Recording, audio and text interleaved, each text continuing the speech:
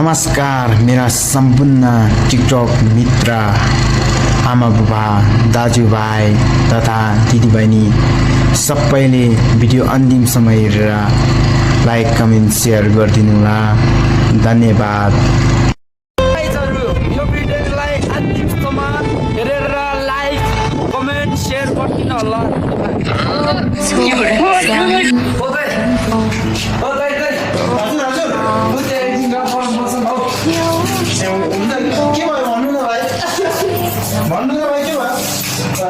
एकछिन गफ गराउँदै बसौँ न।